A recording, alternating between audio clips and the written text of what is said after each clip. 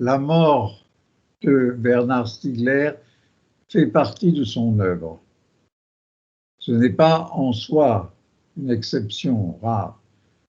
Non seulement d'autres morts font partie des œuvres de la personne disparue, mais peut-être toute mort, bien considérée, est-elle partie prenante de l'œuvre que toute vie sécrète. Toutefois, dans le cas de Bernard Stiegler, il semble particulièrement important de discerner quelle mort précisément et quelle est exactement cette appartenance et comment elle prolonge l'œuvre en la faisant peut-être bifurquer sur un mode singulier.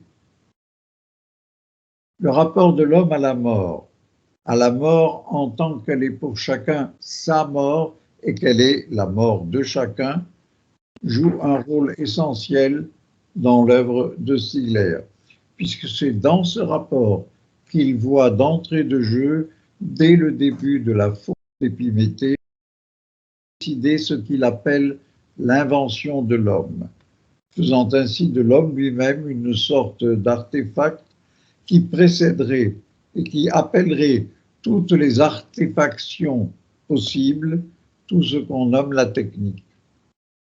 Ce caractère originaire n'est donc lui-même rien d'originel, il indique au contraire un défaut d'origine.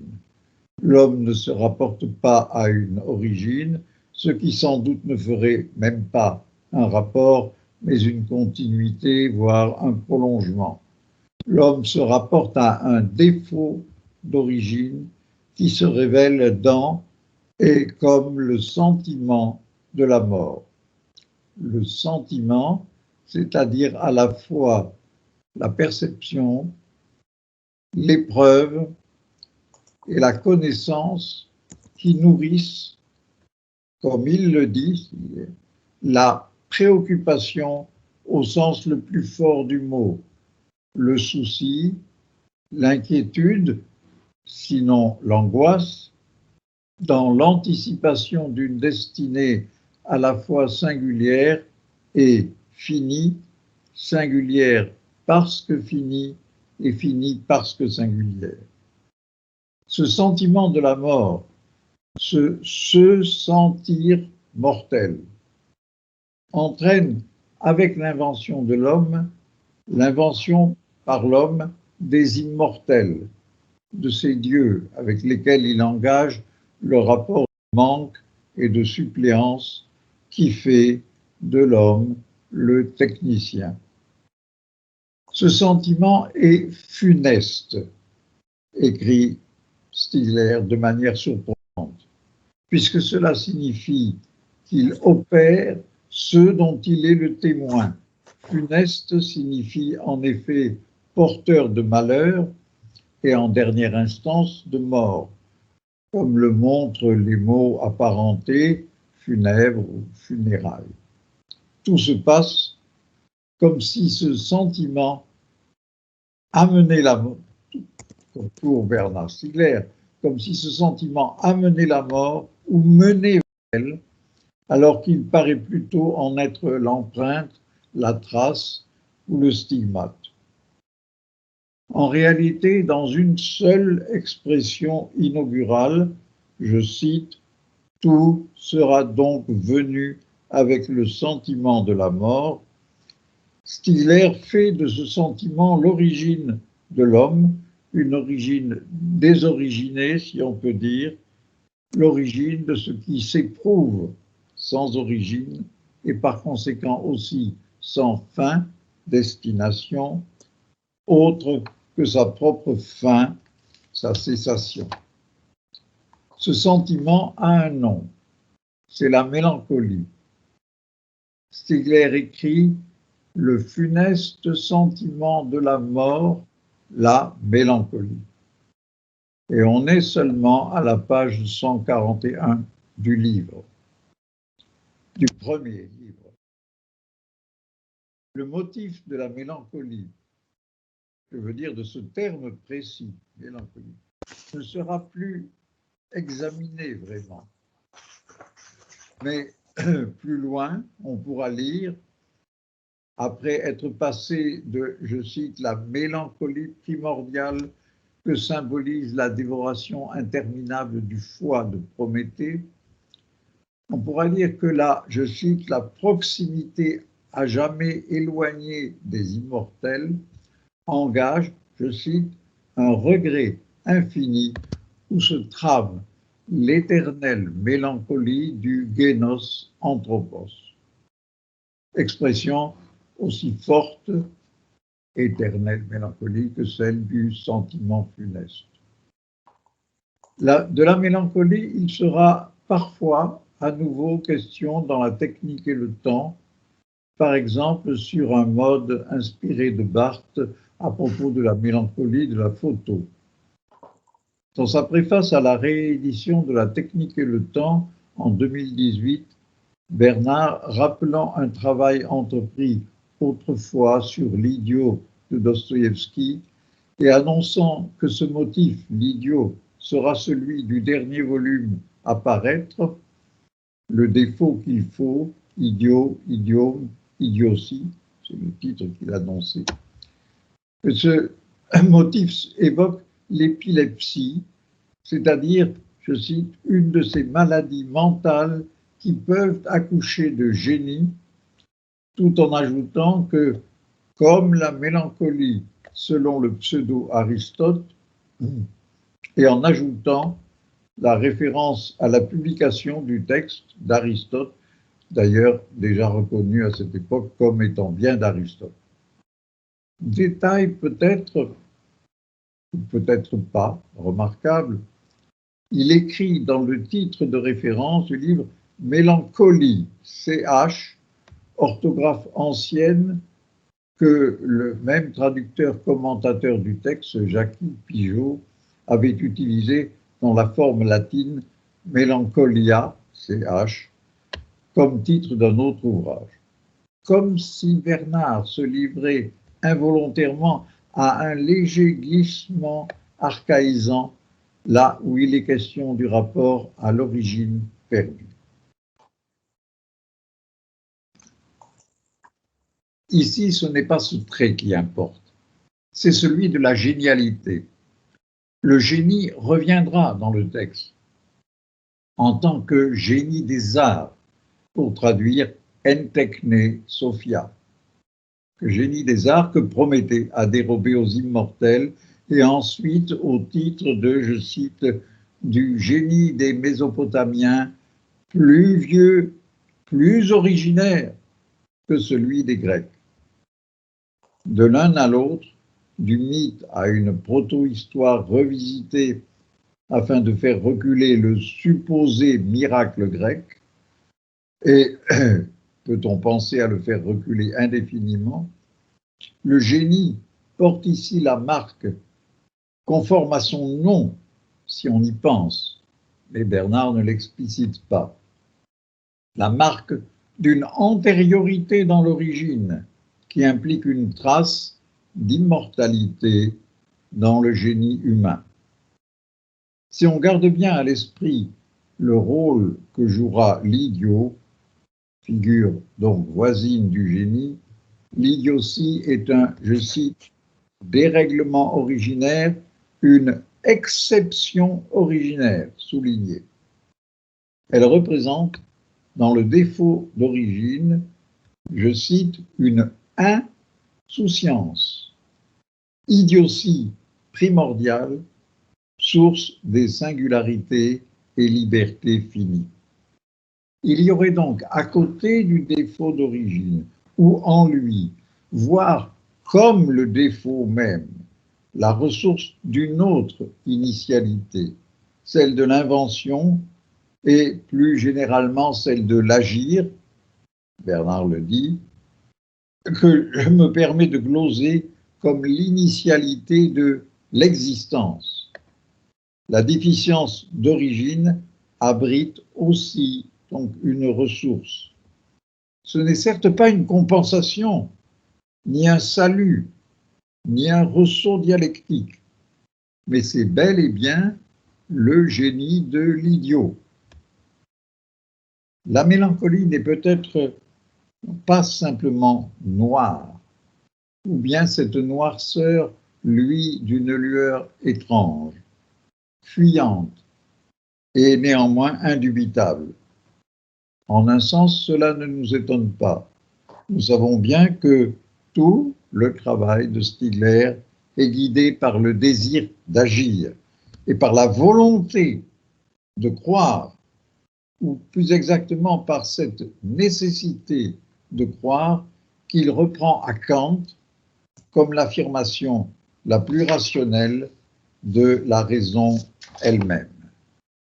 Aussi, la raison est-elle en défaut de savoir, mais elle fait de ce défaut son ressort le plus puissant. Il écrit, Stigler écrit, la raison est un défaut qu'il faut. C'est la même logique qui commande la pensée du qui, lequel est pour lui, au fond, la forme générale de l'idiot et du génie. Puisqu'il se présente, le qui, sans passé, dans sa mémoire, non parce qu'il aurait été oublié, mais parce que ce passé est encore à venir. Là aussi, il y a un défaut qu'il faut, une ressource essentielle qui provient d'un manque au principe et deux principes. Qu'il y ait une ambivalence de la mélancolie, que le funeste y côtoie le génial.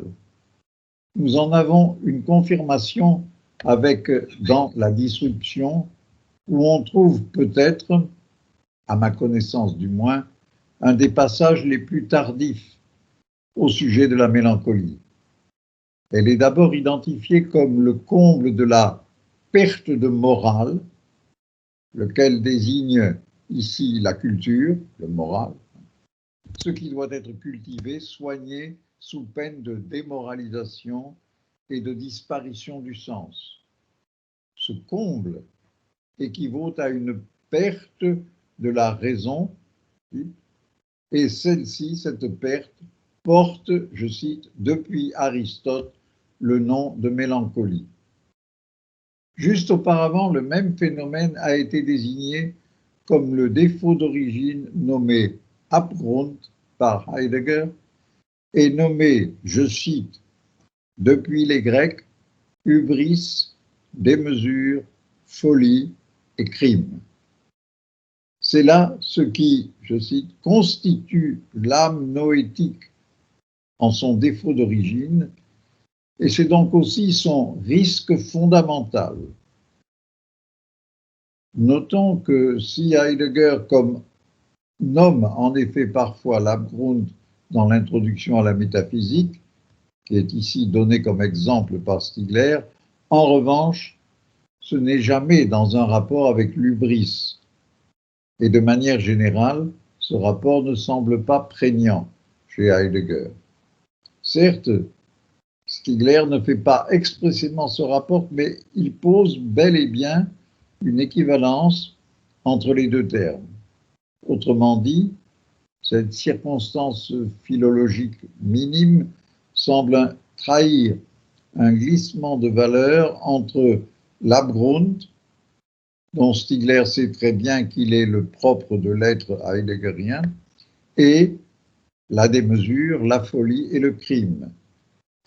À quoi, justement, le livre dans lequel nous sommes, de la disruption, se demande comment échapper à la folie.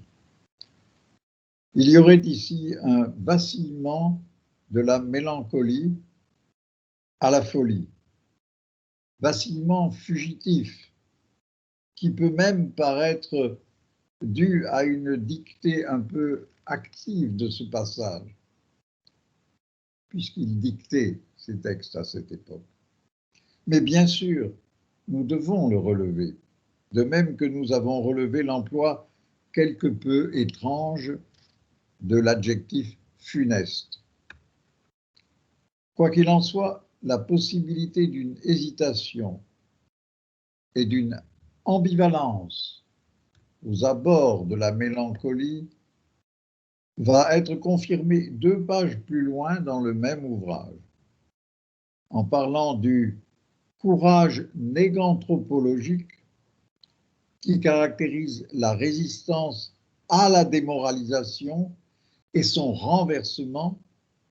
Bernard précise que ce courage qui, je cite, ne dénie ni ne refoule le désastre, ne sombre pas dans la mélancolie, bien qu'il ne cesse pas d'en faire l'épreuve,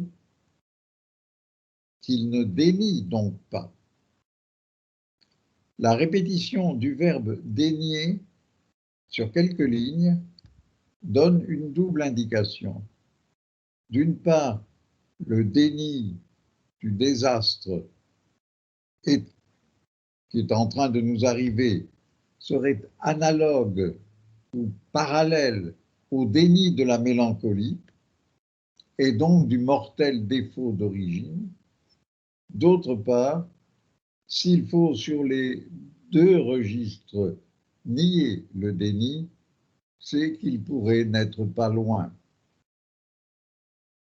La mélancolie, on pourrait être tenté de la dénier comme dénie le désastre ceux qui n'y voient que le progrès continu d'un transhumanisme. Mais pour dénier la mélancolie, il faudrait nier la mort. C'est aussi exactement ce que vise le transhumanisme, mais comme un futur possible, tandis qu'il n'est pas possible de nier le défaut d'origine dont atteste le sentiment funeste. On ne peut se soustraire à l'épreuve. On peut pourtant ne pas sombrer. On peut résister bien qu'on fasse l'épreuve de l'irrésistible. Ce qui se joue ici procède d'un parallélisme entre le désastre qui vient et la perte originelle de l'origine. Ce parallélisme a été introduit sans être annoncé, il tourne tendanciellement à l'identification entre les deux, entre le désastre et le défaut d'origine, et le tournant s'opère autour de la mélancolie. Celle-ci n'est pas seulement le sentiment funeste, elle est aussi ce que provoque le désastre anthropocène, c'est-à-dire la rupture aussi du sentiment d'existence où se forme l'être moral, comme il est dit immédiatement après. L'être moral, c'est-à-dire celui qui peut être démoralisé. Ce qui la concerne maintenant, à savoir le courage de la résistance, doit donc être tout autant possible et exigible dans le rapport au défaut d'origine. C'est ainsi qu'on pourra comprendre comment c'est un défaut qu'il faut, ou comment l'idiot peut être un génie. La situation ainsi produite est la suivante.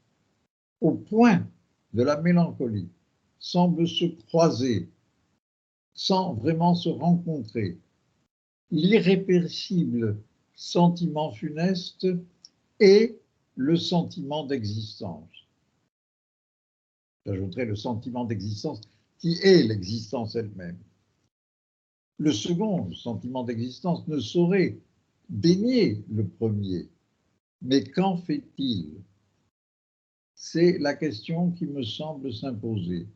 Elle s'impose comme la question de l'opération ou de l'opérativité de la négativité. S'il faut le défaut, quel est le sens de cette nécessité?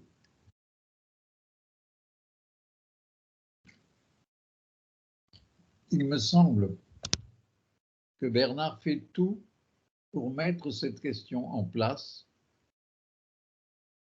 mais il n'y répond pas. Je m'empresse de dire que je ne prétends pas ainsi lui faire une critique.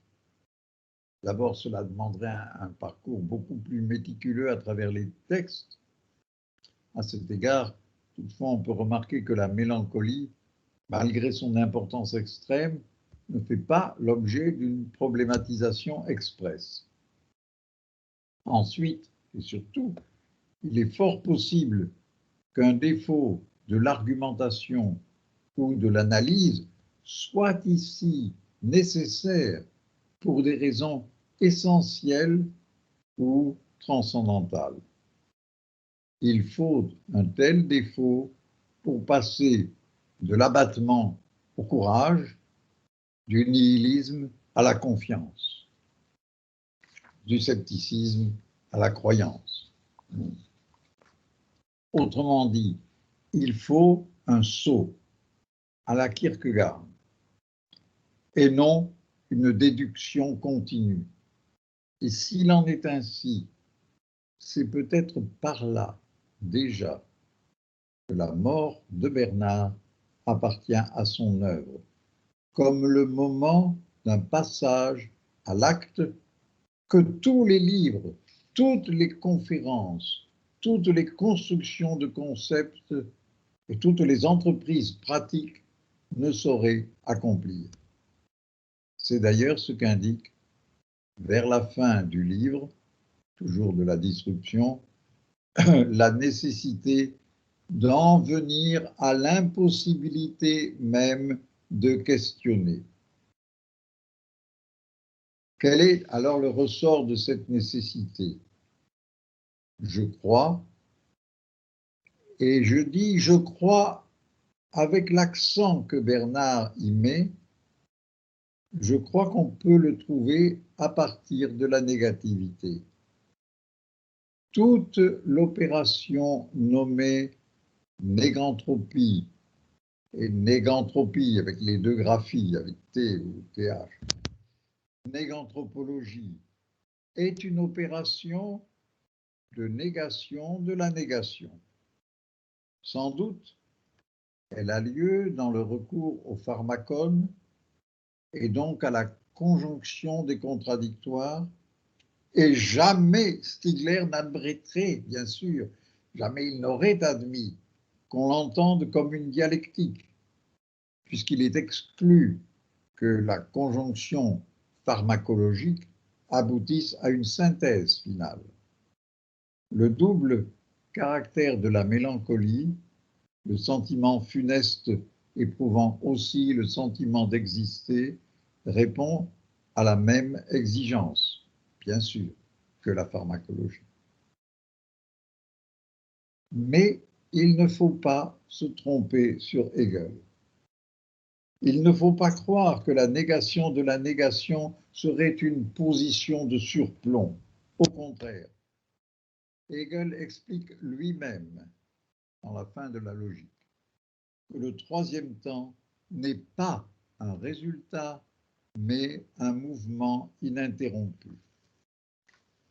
En quoi consiste ce mouvement? De manière paradoxale, il consiste, chez Hegel, en un séjour. Le retour dans la négation, non seulement de ce qui fut nié, mais aussi bien de sa négation même, engage un mouvement interminable. Et ce mouvement interminable est aussi bien un séjour. C'est le mouvement du séjour, c'est le mouvement comme séjour. Mais cela ne se dit pas chez Hegel seulement dans ces termes abstraits, cela se dit aussi dans ce passage très célèbre de la préface à la phénoménologie de l'esprit, où Hegel déclare que l'esprit ne recule pas devant la mort, mais séjourne en elle. Le modèle christologique de Hegel est évident. Il s'agit des 2 jours passés par le Christ au tombeau, ce temps sur lequel Rien n'est dit dans les Écritures qui toutefois indique sa durée, mais qui a donné lieu, comme on sait, à l'iconographie du Christ mort au tombeau soutenu par des anges. L'interprétation hegelienne, développée par Hegel dans d'autres textes, n'est pas exactement dans la tradition théologique majeure, de quelque obédience qu'elle soit, bien qu'elle corresponde non seulement à l'hymne de Johann Rist, ailleurs cité par Hegel, c'est-à-dire Dieu lui-même est mort, mais aussi, de manière moins attendue, au commentaire par Thomas d'Aquin du Christ au tombeau. Je cite Thomas d'Aquin, « Sa mort n'a pas le caractère d'une nuit, mais d'un jour. Cette mort lumineuse n'est pas une autre mort que la mort tout court. » Il y a chez Hegel un suspens de la dialectique sur la mort et dans la mort elle-même.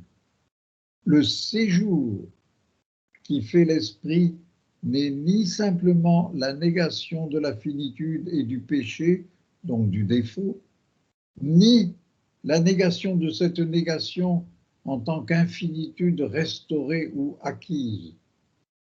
Ou plus précisément, si on rassemble les textes de la logique et de la phénoménologie, l'infini auquel le fini accède est mouvement, transformation infinie, ou bien identiquement infini, présent ici même au lieu de la mort. Or, ce lieu n'est pas moins que celui de la mélancolie, tant pour Hegel et pour Stigler. L'hymne de Rist dit la tristesse et la douleur du savoir de la mort de Dieu. Je veux suggérer par là que Hegel n'est pas aussi loin de Stigler que Stigler le croit.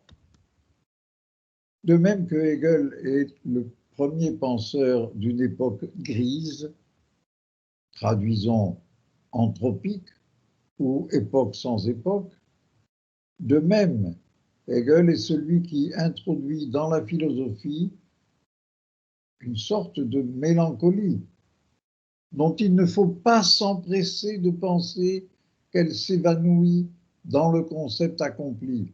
Au contraire, toute la pensée dont je viens d'esquisser le schème est, il faut le redire, une pensée du séjour. Il s'agit en quelque sorte d'habiter la mélancolie. Peut-être, depuis Hegel, n'y a-t-il aucune pensée qui se dérobe à cette nécessité. Et en ce sens, j'aimerais dire que Bernard passe au plus près de cette exigence. Sans doute est-il en cela aussi, bien sûr, un continuateur de Derrida, mais là encore par d'autres voies et selon une autre attente ou un autre mode d'attente. Sa voix propre à lui, Bernard Stiegler, est celle, me semble-t-il, d'une indécision au sujet de la négativité. Il connaît très bien la négativité de l'événement humain, avec la mélancolie qui en est le prix.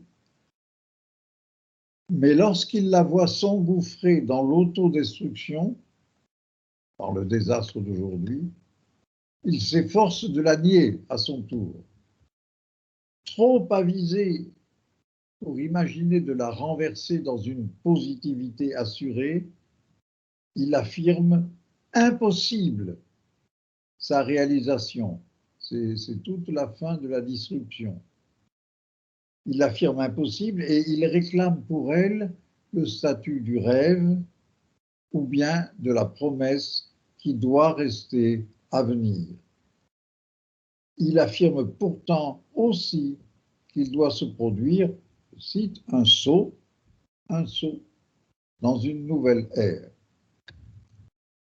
Je ne peux en tout cas que le suivre, et de même lorsqu'il parle du sens arrivant dans le non-sens.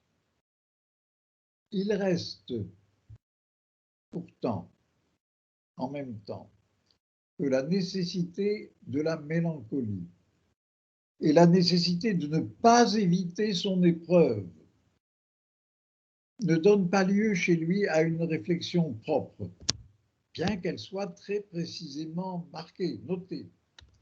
À la place sera survenue sa mort brutale, qui du coup, et il s'agit bien d'un coup, résonne pour moi comme un écho du hegelien de l'esprit dans la mort. Tout se passe comme si, indépendamment des circonstances physiques qui l'ont terrassé, tout se passe comme si Bernard avait compris ou senti, éprouvé, c'est ici la même chose, que tout en cherchant à effectuer le saut dans une nouvelle ère, il fallait aussi sauter ou accueillir un saut dans l'impensable, dans l'irrémédiable défaut, là où aucun sens n'arrive, ou bien là où il n'y ait aucun sens. C'est en quoi sa mort appartient à son œuvre, et cela veut dire aussi, immédiatement et de façon pressante, qu'il nous confie une tâche. C'est comme si je l'entendais dire aucun renversement de l'entropie, c'est-à-dire de la négantropie, c'est-à-dire aucune négantropie, que cette entropie qui est de toute façon, pour finir à la fin des fins, celle du système solaire, il en parlait dès la faute d'Épiméthée, aucun renversement de l'entropie ne peut éviter le séjour mélancolique. Il a dit, dans un entretien qui n'est pas encore publié, mais qui le sera, il a dit « La mélancolie, c'est une expérience de l'entropie par défaut ». Phrase très claire et décisive. Pardon. Phrase très claire et décisive, mais en même temps énigmatique, puisqu'elle parle d'une expérience par défaut du défaut d'origine.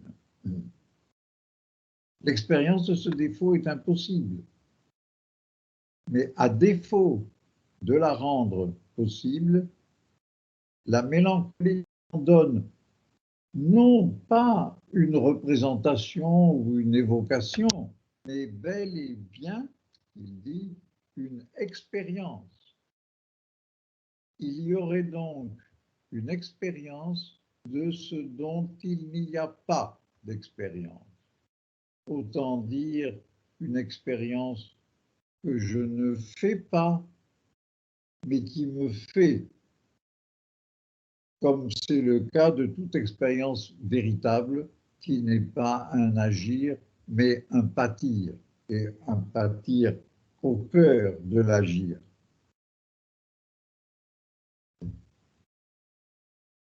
Une expérience que je ne fais pas, mais qui me fait, qui donc me fait en me défaisant, en me déprenant, en me dessaisissant de moi et ainsi de tout.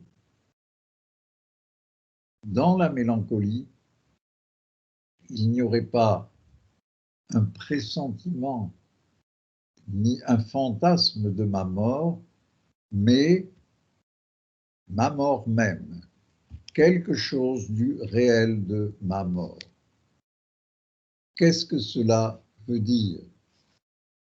Au-delà du constat fait par Bernard d'une épreuve qu'on ne peut pas dénier. Cela ne veut peut-être rien dire qui puisse se dérouler en propositions philosophiques. Mais cela ouvre, et pour moi, la mort de Bernard a ouvert une méditation, c'est-à-dire une contention, je dirais une contention plus qu'une rétention et protention, une contention difficile, pénible, risquée, non maîtrisable, mais indispensable. Une contention ou une station, comme sont jalonnées de stations les ascensions des maîtres soufis.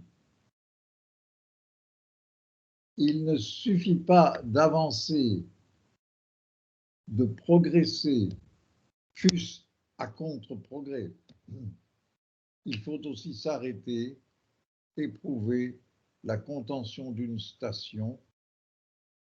Peut-être ici pour le moment le temps d'écouter Paul Celan laissant arriver et partir le sens. Je cite: par les rapides de la mélancolie, défiant sous la luisance du miroir des plaies, là sont flottés les 40 arbres de vie écorcés. Unique nageuse à contre, tu les dénombres, tu les touches tous.